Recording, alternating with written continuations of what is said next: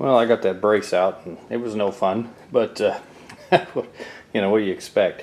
The bottom of it's pretty bad shape, so what I'll probably end up having to do is, and this is bad, and I'm not sure what I can actually do about that.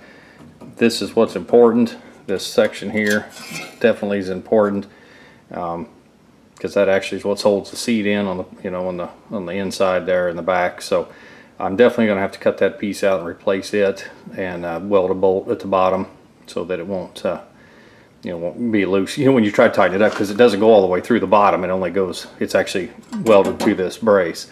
I doubt I can find one of these braces, and if I can, it's probably not in much better shape. I'll probably look around just to see, but you know, the other side's fine.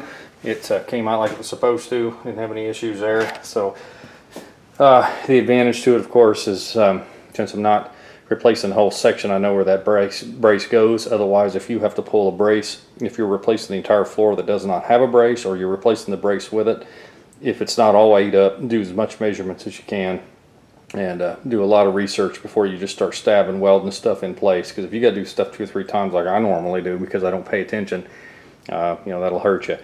But I knew I wasn't going to be messing with that other side, so I knew I wouldn't have any trouble there. But anyway, I cut a little bit of it out. I got to cut that piece there out. That's where that brace was, and it's obviously pretty weak. And that corner isn't the best. And then I've got some holes, you know, like right in here, where I don't believe that pan goes up high enough. So I'm not sure what I want to do yet. The frame is right here. So you can see I just cut right on the edge of it. I'll clean that up, of course.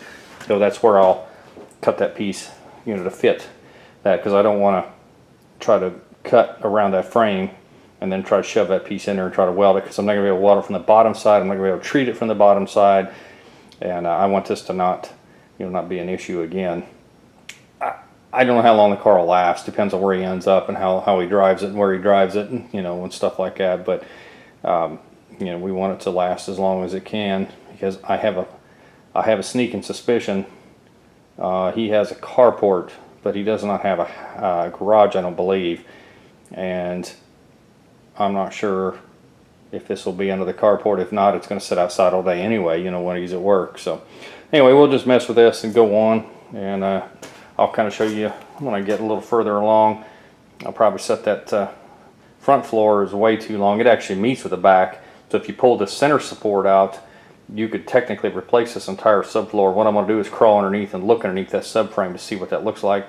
If it's rotted under there too, then I may pull this entire this one too, which I really don't want to do, but because it's got the front seat bolts to it, and of course the console bolts to both. That's this one at the top. That's what those 2 holes are right there, and then, you know, up there's actually some bolts sticking through and stuff. That's where the console meets.